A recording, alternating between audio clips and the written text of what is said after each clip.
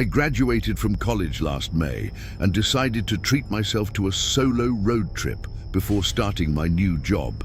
I'd been planning this drive from Portland to Yellowstone for months, had my route mapped out, playlist ready, the whole 9 yards. I was so excited to finally have some freedom after 4 years of non-stop studying. The first day went perfectly. I drove through some beautiful Oregon countryside, stopped at a few scenic spots, took some photos.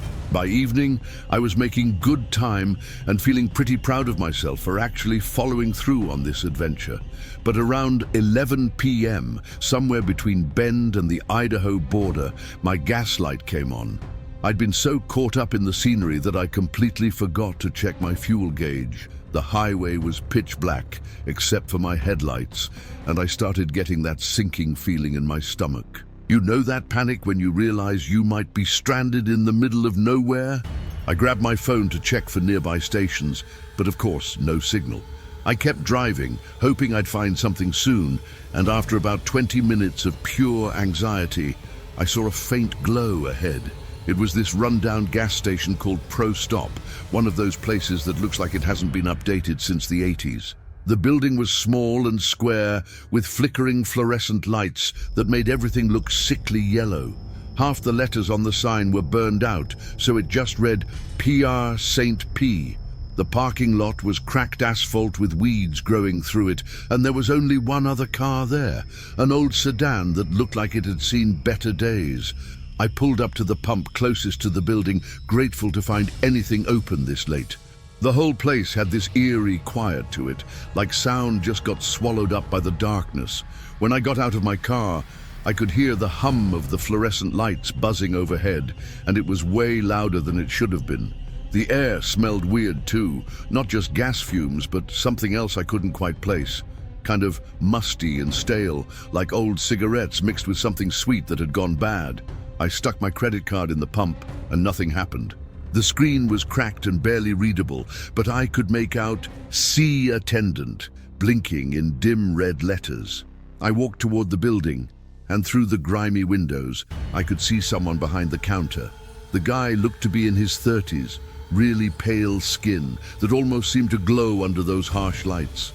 He was just standing there, perfectly still, staring at me as I approached. Not in a normal customer coming in way, but like he'd been watching me the entire time I was at the pump.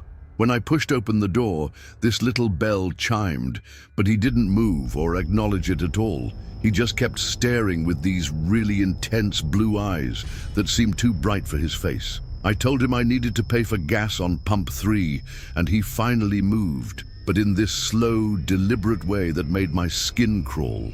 He asked how much I wanted, and when I said to fill it up, he nodded and did something behind the counter.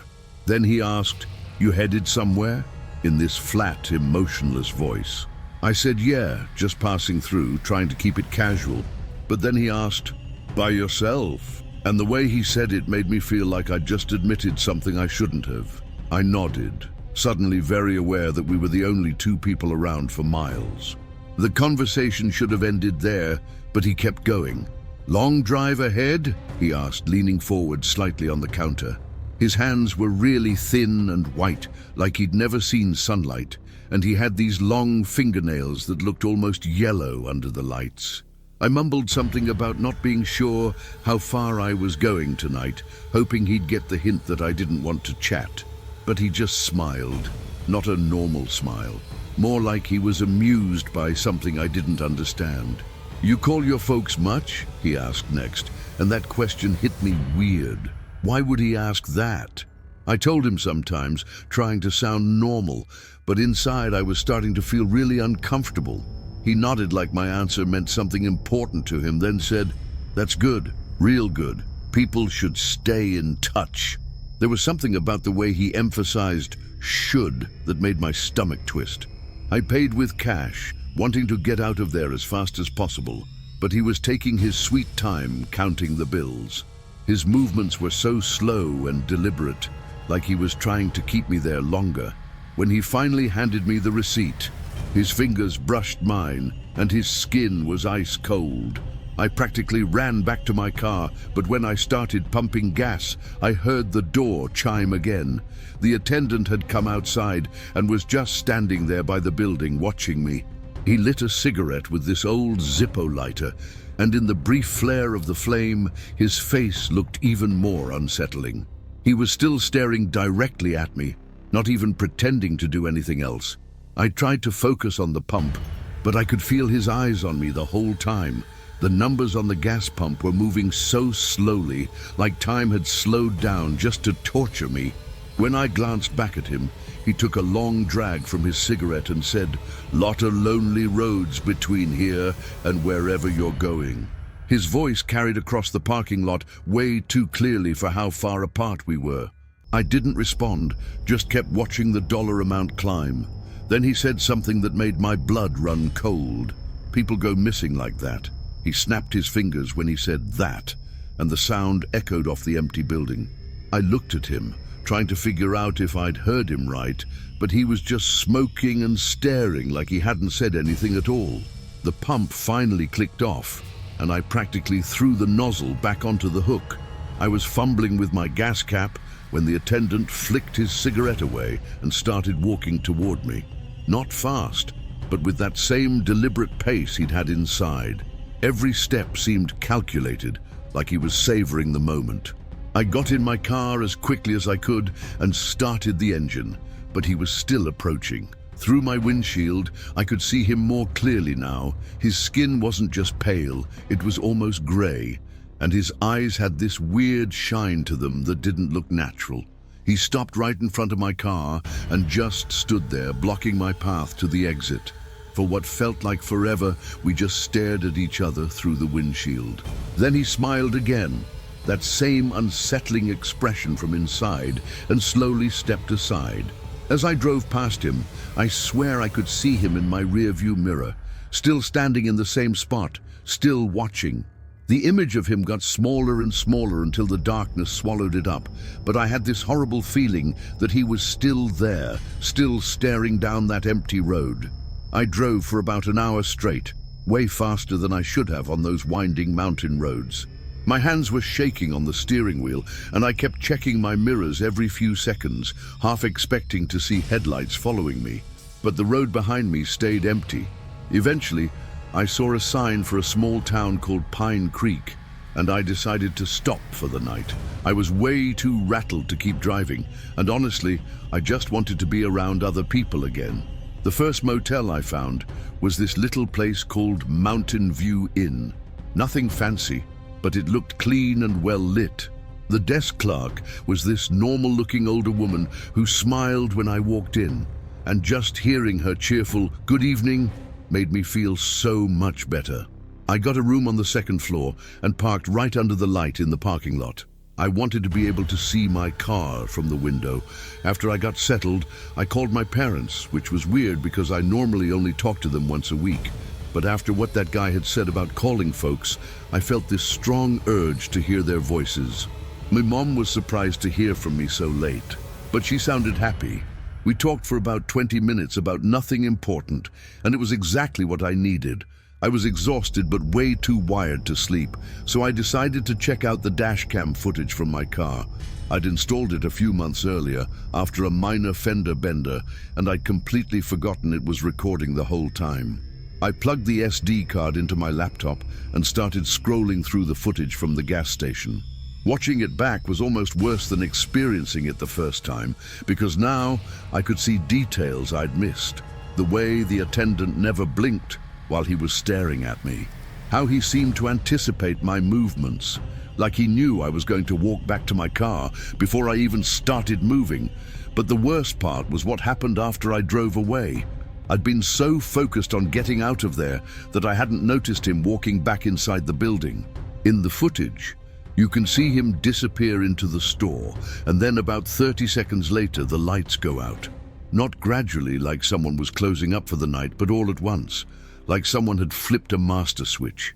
The entire building just went dark, and in the last frame before my car rounded the curve, you could see this figure standing in the doorway. It was impossible to make out any details, but something about the shape looked wrong. Too tall, Too thin, like it wasn't quite human.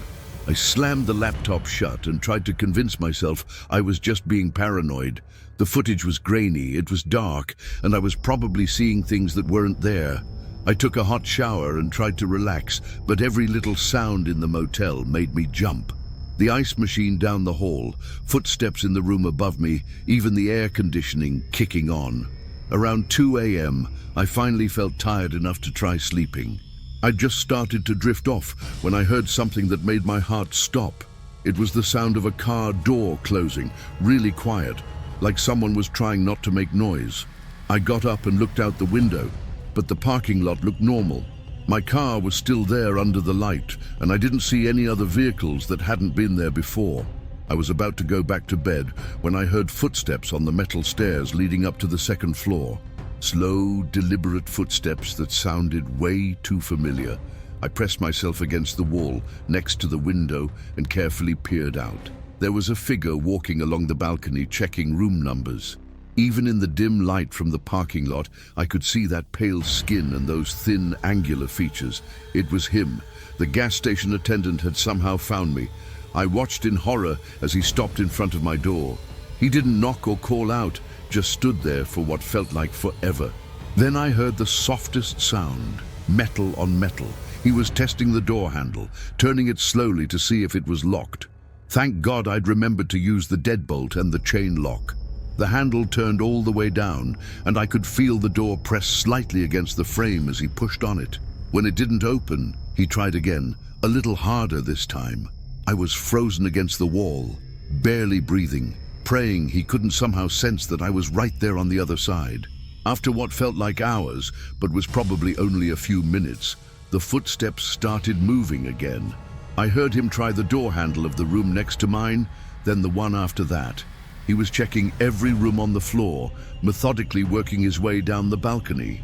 When I finally heard his footsteps going back down the stairs, I waited another 10 minutes before looking out the window again. The parking lot was empty except for the cars that had been there all along. But I knew what I'd seen. I knew what I'd heard. That guy had followed me somehow, tracked me down to this random motel in the middle of nowhere. I didn't sleep at all that night. I sat in the chair by the window with my phone in my hand, ready to call 911 if I saw him again. Every car that drove by made my pulse spike, and I kept checking the locks on my door over and over. When the sun finally came up around 6 a.m., I felt like I could breathe again. I packed my stuff as quickly as possible and went down to check out. The same woman from the night before was still at the desk, looking tired but friendly. I almost asked her if she'd seen anyone suspicious around the motel, but what was I going to say? That a creepy gas station attendant had followed me? It sounded crazy, even in my own head. I loaded my car and was about to leave when I noticed something tucked under my windshield wiper. It was a piece of paper folded in half, and my stomach dropped when I saw it. I looked around the parking lot, but it was empty except for a few other guests loading their cars.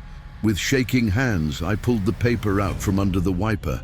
It was a simple white piece of notebook paper with words written in blue ink. "You're lucky your lights were on." The handwriting was neat and careful, like someone had taken their time writing it. But it was the message itself that made me feel sick. What did that even mean? Lucky my lights were on, my headlights, the lights at the gas station. I sat in my car, staring at that note for probably 10 minutes, trying to make sense of it. Then I remembered something the attendant had said, that comment about people going missing. Was he implying that if my lights hadn't been on, something would have happened to me? The more I thought about it, the more terrified I became. I called the local police from the motel parking lot and tried to explain what had happened. The officer who answered was polite but clearly skeptical. A weird guy at a gas station asking personal questions wasn't exactly a crime, and someone testing door handles could have been a confused guest looking for their room. But when I mentioned the note, his tone changed. He said they'd send someone to check out the gas station and asked me to come to the station to file a report. I drove to the Pine Creek Police Department and spent 2 hours going over everything that had happened. I showed them the dashcam footage, which didn't really prove anything, and the note, which they said they'd keep as evidence. The officer assured me they'd investigate, but I could tell he thought I was probably overreacting. Later that afternoon, he called me back with an update. They'd driven out to the Pro Stop, but it was completely closed. Not just closed for the day, but abandoned. The pumps were covered with plastic bags, and there were weeds growing up through cracks in the concrete that looked like they'd been there for months. The officer said it looked like the place had been shut down for at least a year, maybe longer. The windows were boarded up, and when they checked with the county, there was no record of anyone operating a business there recently. The property had been in foreclosure since 2019, and the utilities had been turned off over 18 months ago. When I heard this, I felt like the ground had dropped out from under me. I knew what I'd experienced. I had the dashcam footage, the receipt from paying for gas, even the note under my wiper. But according to the police, none of it should have been possible. The officer suggested that maybe I'd been to a different gas station and got confused about the location in the dark. But I knew exactly where I'd been. I'd marked it on my GPS, and I could retrace the route perfectly. We drove back out there together that evening, and I showed them the exact spot where I'd stopped. It was definitely the same building, same cracked parking lot, same burned-out sign. But now, it looked like it had been abandoned for years. The paint was peeling, the windows were covered with plywood, and there was no way anyone could have been operating a business there the night before. Standing in that empty parking lot, staring at the boarded-up building, I felt this overwhelming sense of dread that I can't really describe. The officer was being patient with me, but I could tell he thought I was either lying or having some kind of breakdown. He suggested I might have been really tired and maybe dreamed the whole thing, or that I'd gotten confused about which gas station I'd actually visited, but I knew what had happened to me. I could still smell that weird, musty odor from inside the building, still feel the ice-cold touch of the attendant's fingers when he handed me the receipt. The whole drive back to the motel, I kept thinking about that note. You're lucky your lights were on. Oh, what would have happened if they hadn't been? What would have happened if I'd run out of gas on that dark highway instead of making it to the station? The questions kept spinning around in my head, but I knew I'd never get any real answers. I cancelled the rest of my trip to Yellowstone and drove straight home to Portland the next morning. I couldn't handle being alone on those empty roads anymore, wondering what else might be out there, waiting for travelers who got unlucky enough to need help in the wrong place at the wrong time. That was 3 months ago, and I still have that note tucked away in my desk drawer. Sometimes I take it out and stare at the handwriting, trying to make sense of what happened to me out there. I've driven past other remote gas stations since then, but I always make sure to fill up in well-lit areas with plenty of other people around. I even researched the Pro Stop online, trying to find some explanation for what I experienced. The property records confirmed what the police told me. The place had been closed since 2019, when the previous owner defaulted on his loan. There were a few old reviews from travelers who'd stopped there years ago, mostly complaining about rude service and overpriced gas. Nothing about a pale attendant who asked creepy questions or followed customers to motels. I found one review from 2018 that mentioned the place gave them bad vibes. But that was it. The more I dug, the more convinced I became that whatever I encountered that night wasn't normal. It wasn't just a weird guy working the night shift at a sketchy gas station. I paid for gas with cash, but when I checked my credit card statements later, there was no record of any transaction from that night. It's like the whole thing happened outside of normal reality somehow. I've told this story to a few close friends, and most of them think I was just exhausted and maybe hallucinated the whole thing. But I know what I experienced. I know what I saw, what I felt, what I heard. Sometimes I wonder if I should go back there, just to see if anything's changed, but I can't bring myself to do it. What if the station is somehow open again? What if that attendant is still there, still watching the road, still waiting for the next unlucky traveler to need gas in the middle of the night? The thought makes my skin crawl. I keep that note as a reminder to trust my instincts and to never ignore that feeling when something seems wrong. I don't know what would have happened if my headlights hadn't been working that night, or if I'd been driving a car that was harder to see. I don't know what the attendant meant by "people go missing like that." And honestly, I don't want to know. Some experiences are better left unexplained, even when they haunt you for months afterward. All I know is that there are things out there on those dark highways that we don't understand. And sometimes the only thing standing between us and whatever's waiting in the shadows is pure dumb luck. I was driving back from this spiritual retreat outside Salina, Kansas, last October. It was one of those weekend things my sister had talked me into. Meditation, group discussions, that kind of stuff. Honestly, I'd been going through a rough patch after my divorce, and she thought it might help me find some peace, or whatever. The retreat was actually pretty good, and I was feeling more centered than I had in months. It was around 11:30 p.m. when I finally hit the road home to Topeka. I should have left earlier, but we'd had this final sharing circle that went way longer than expected. The highway was completely empty, just me and the occasional semi-truck heading in the opposite direction.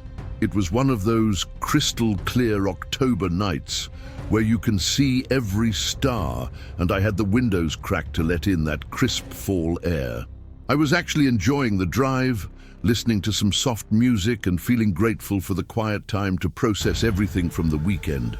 The road stretched out ahead of me like a black ribbon, and I was making good time. I remember thinking how peaceful it all felt, how different this was from the chaos and anger that had consumed my life for the past year.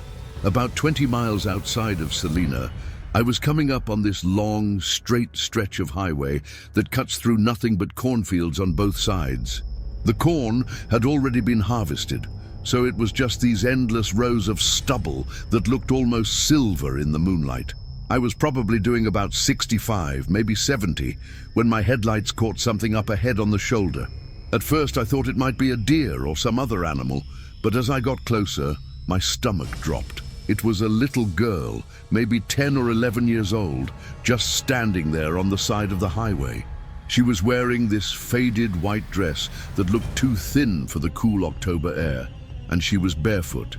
Her hair was long and dark, hanging down past her shoulders, and she was just standing there perfectly still, facing the road, not waving for help, not moving at all, just standing. I immediately slowed down and pulled over about 50 feet past her, my heart racing. What was a child doing out here alone in the middle of the night? My first thought was that there must have been an accident. Maybe her family's car had broken down somewhere nearby. I put on my hazard lights and got out of my car, calling out to her as I walked back. "Hey, are you okay? Do you need help?" But she didn't respond. She didn't even turn to look at me. As I got closer, I could see her more clearly in the glow from my headlights. Her skin was pale, almost ghostly white, and her eyes were wide open but completely vacant. She was staring straight ahead at nothing, like she was in some kind of trance. The white dress she wore looked old-fashioned, like something from decades ago, and it was dirty around the hem like she'd been walking through mud. Her bare feet were caked with dirt too, and I could see small cuts on her legs from walking through the corn stubble. What really got to me was her expression, or lack of one. There was absolutely nothing there. No fear, no confusion, no recognition that I was even talking to her. It was like looking at a shell of a person. I kept asking if she was hurt, if her parents were nearby, if she needed me to call someone. But she just stood there, breathing slowly, her chest rising and falling in this mechanical way. The silence around us was deafening. No crickets, no wind, no distant traffic sounds. Just this eerie quiet that made every word I spoke seem too loud. I was about 10 feet away from her when I started to feel like something was really wrong with this whole situation. Not just wrong like a lost child, but wrong in a way that made my skin crawl. That's when I heard it. the sound of corn stalks rustling behind her. At first, I thought it might be the wind, but the air was completely still. The rustling got louder, more deliberate, like something big was moving through the harvested field. I called out, "Hello, is someone there?" thinking maybe it was her parents or someone looking for her, but what stepped out of that cornfield made my blood freeze. It was a man, tall and impossibly thin, probably 6.5 feet, but so skinny he looked like a scarecrow. He was wearing dark clothes that seemed to blend with the shadows, and his face was hidden in darkness, but I could see his eyes reflecting my headlights like an animal's. In his right hand, he was holding something long and heavy, looked like a tire iron or maybe a large wrench. He didn't say anything, didn't call out, just stood there behind the girl, staring directly at me. The way he held that tool, it wasn't casual. It was ready, like he was prepared to use it. The girl still hadn't moved, hadn't acknowledged him or me or anything. She just kept staring ahead with those empty eyes, while this man loomed behind her like some kind of predator.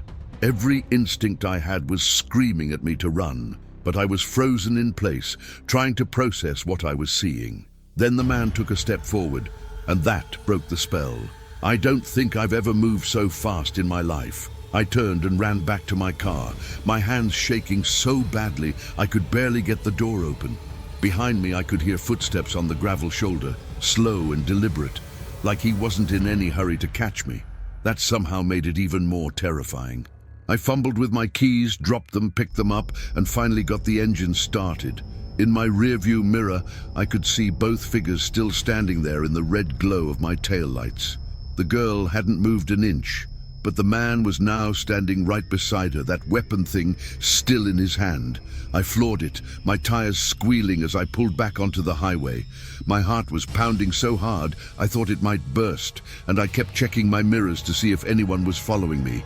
The road behind me stayed empty, but I didn't slow down until I reached the lights of the next town. I pulled into the first gas station I found and sat there in the parking lot, trying to calm down and figure out what the hell I just witnessed. My hands were still shaking and I felt like I might throw up. I called 911 from the gas station and tried to explain what I'd seen. The dispatcher was professional, but I could tell she was having trouble understanding why I was so shaken up. A lost child on the highway was definitely something they'd investigate, but I struggled to explain about the man in the cornfield without sounding crazy. How do you tell someone that you saw what looked like a trap? That something about the whole scene felt like it was set up to lure people in.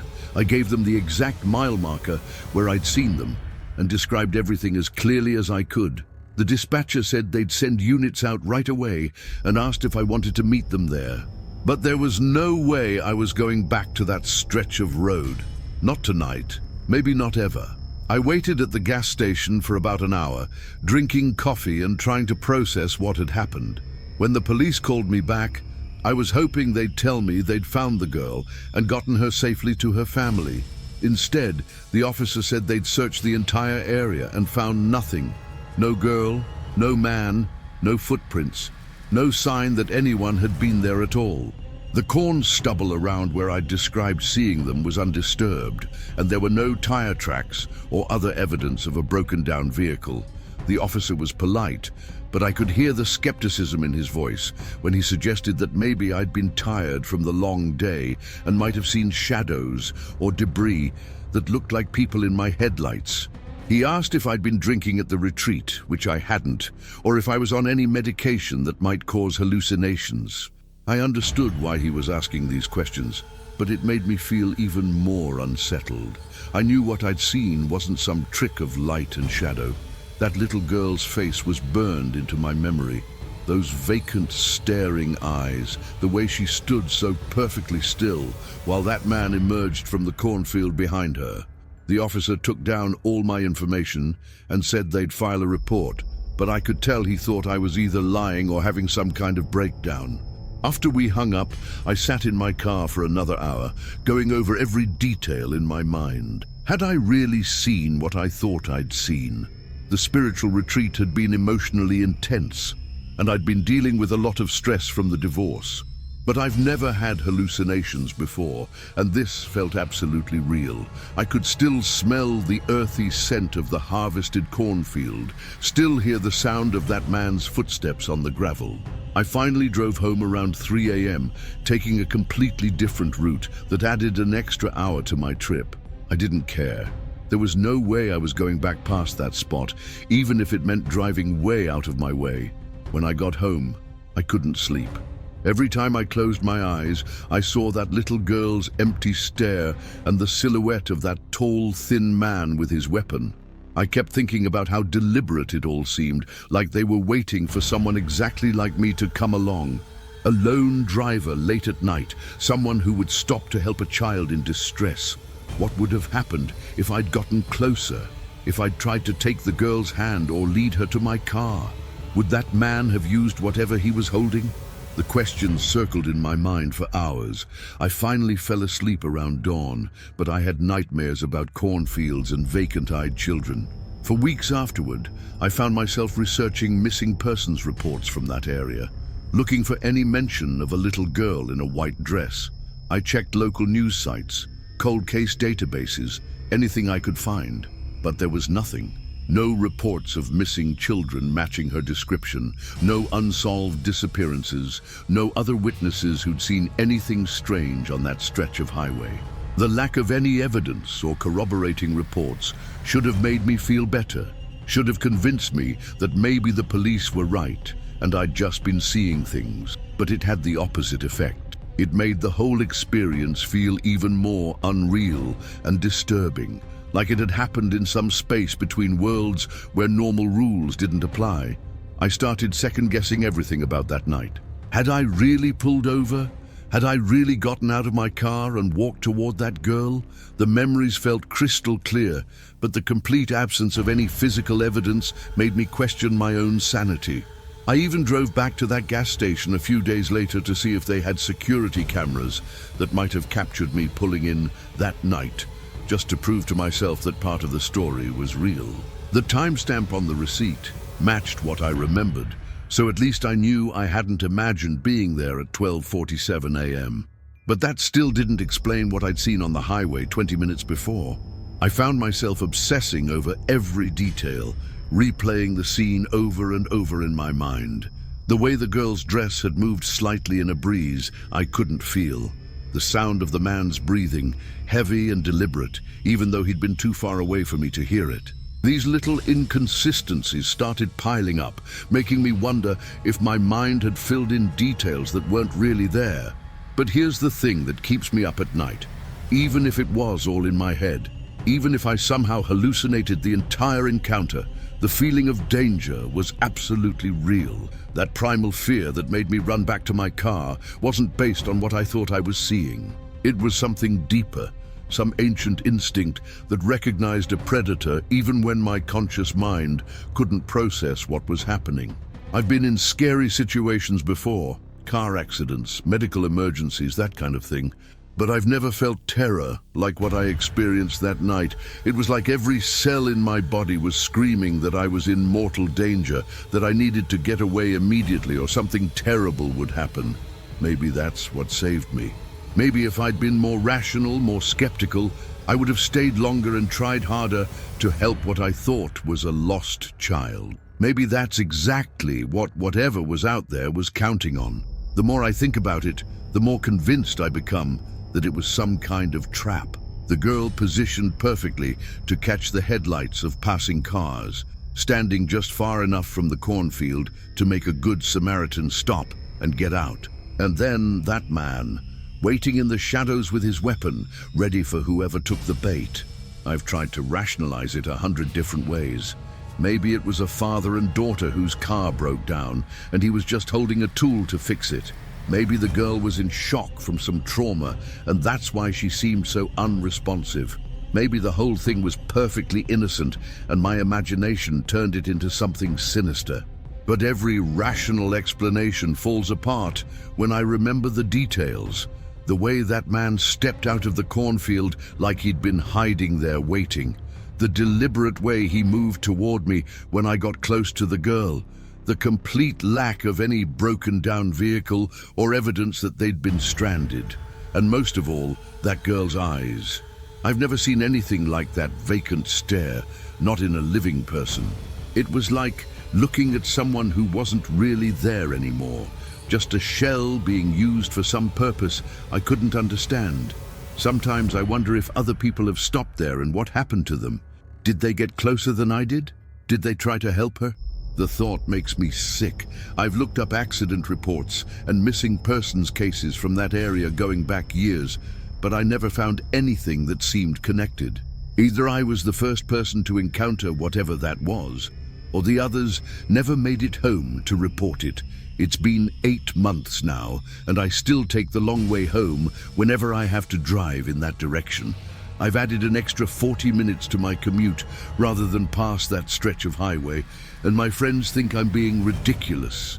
How do you explain to someone that you're avoiding a specific piece of road because you saw something there that might not have been real? They'd think I was having a breakdown, and honestly, some days I wonder if they'd be right. But I can't shake the feeling that whatever I encountered that night is still out there, still waiting by the side of that dark highway for the next person who's compassionate enough to stop and help a child in distress. I keep thinking about all the travelers who use that route. Truckers driving through the night, families on vacation, college kids heading home. How many of them would do exactly what I did? How many would see that little girl and immediately pull over? The idea that I might have been the lucky one, the one who got away, haunts me more than any nightmare.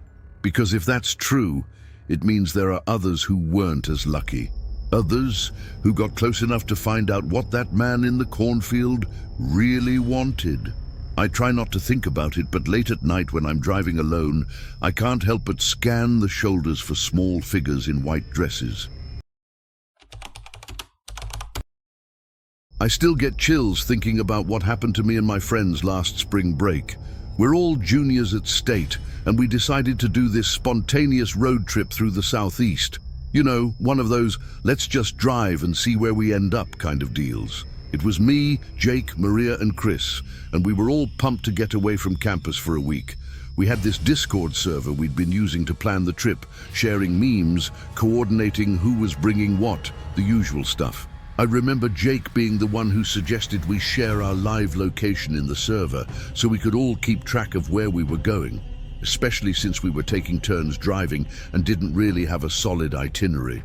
At the time, it seemed like a smart idea. We could see each other's phones if someone got separated or lost signal. None of us really thought about who else might be able to see that information. The server wasn't private or anything, just something Jake had thrown together quickly. We'd added a few other people from our dorm floor over the months, but honestly, I couldn't even tell you who all had access to it. That was our first mistake, and probably the biggest one. The day everything went sideways started out completely normal. We'd been driving for about 6 hours through Georgia, taking turns behind the wheel and blasting music way too loud. Chris had this stupid bright orange trucker hat he'd bought at some random gas station the day before, and he was wearing it backwards, like he thought he was cool or something. Maria had packed enough snacks to feed a small army. I'm talking bags of chips, candy, crackers, you name it.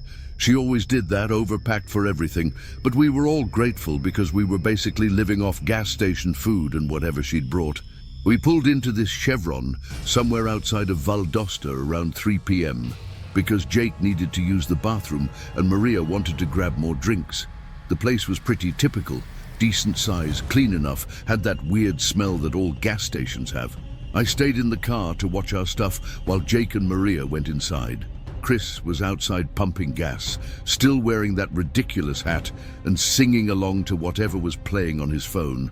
I was just scrolling through my phone, not really paying attention to anything, when I got a Discord notification.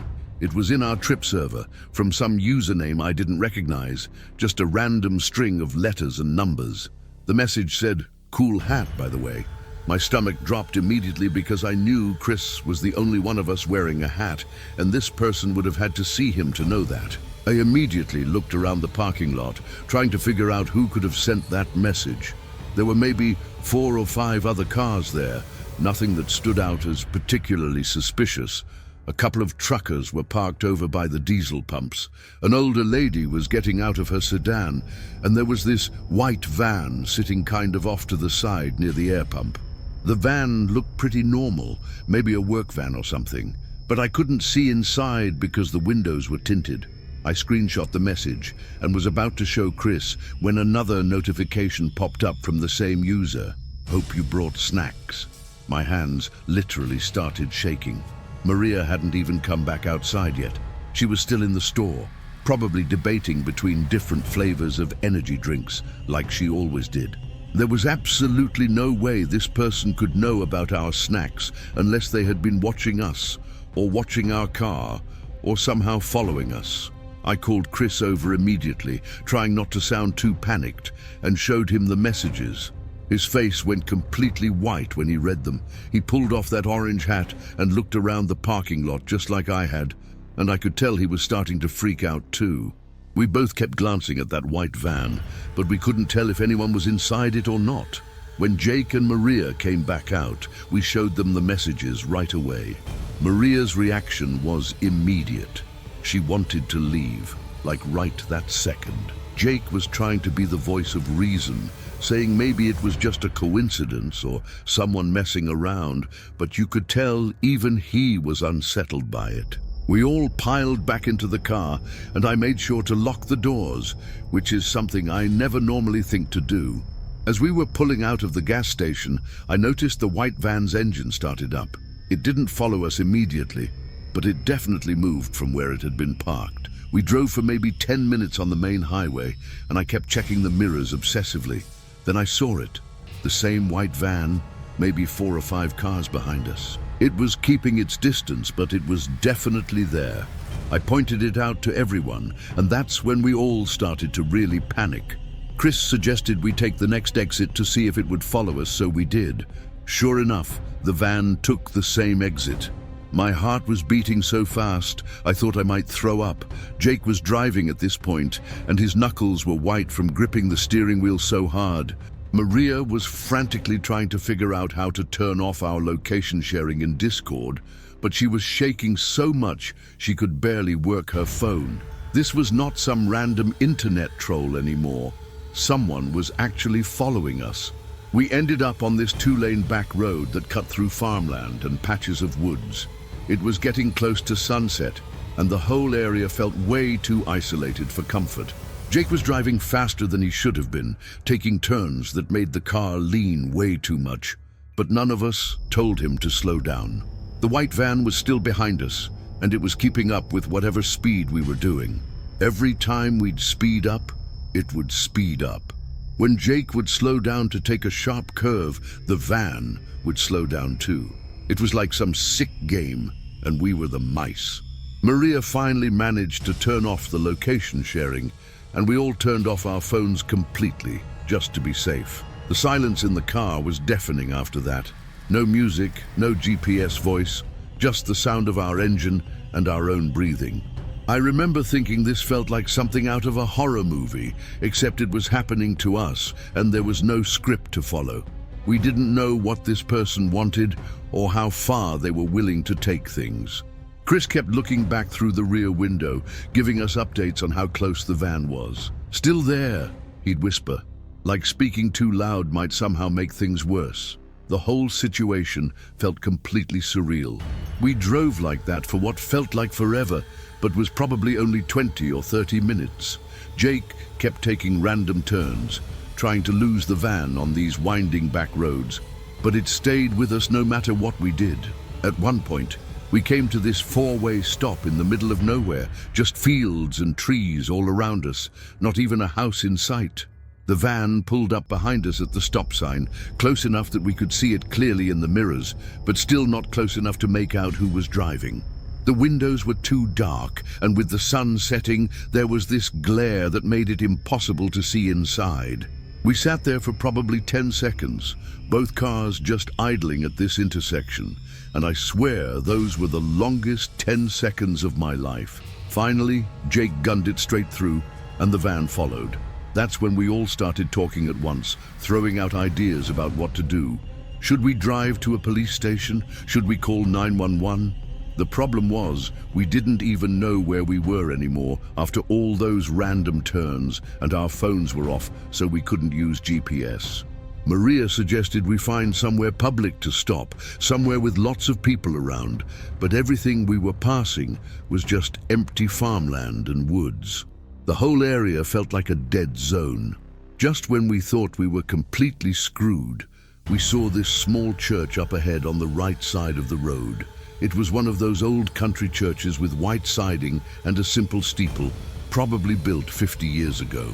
There were no other cars in the parking lot, but there were lights on inside, which meant people were there. Jake didn't even ask. He just whipped into the parking lot and drove around to the back of the building, where our car wouldn't be visible from the road. We all held our breath, watching through the rear window to see if the van would follow us in. It drove past the church entrance, slowed down like it was thinking about turning in, but then kept going. We sat there in complete silence for maybe 5 minutes, engines off, just listening for any sound that might tell us the van was coming back. My heart was still pounding so hard, I could hear it in my ears. Chris was the first one to speak, whispering that maybe we should go inside the church and ask for help. But Maria pointed out that we'd just be trapping ourselves if the van came back. At least in the car we could drive away if we had to. We compromised and decided to wait there for at least an hour, hidden behind the building, to see if whoever was following us would give up and leave the area. After about 45 minutes of sitting there in the dark, we finally worked up the courage to turn our phones back on. We needed to figure out where we were and how to get back to a main road, preferably one that would take us to a town with a police station. The phones took forever to reconnect to the network, and I was terrified that turning them on would somehow alert our stalker to where we were hiding. When the Discord app finally loaded, there was one new message in our server from that same anonymous user. All it said was, "You're no fun." Those 3 words made my blood run cold. It confirmed that whoever this was had been tracking us through our phones, through that stupid location sharing feature we'd enabled without thinking. They knew we'd turned off our phones, they knew we'd been trying to lose them, and they were treating it like some kind of game. Jake immediately deleted the entire Discord server right there in the church parking lot. We all deleted the app from our phones completely, just to be safe. None of us said it out loud, but we were all thinking the same thing. How long had this person been watching us? Had they been following us for hours or days, just waiting for the right moment to mess with us? The thought that someone could track us so easily through something as simple as a Discord server was absolutely terrifying. We stayed at that church for another hour, just to be absolutely sure the coast was clear. When we finally decided to leave, Jake drove us back to the main highway, using a completely different route than we'd taken to get there. We found a Motel 6 about 30 miles away in a town called Tifton, and we got 2 rooms right next to each other.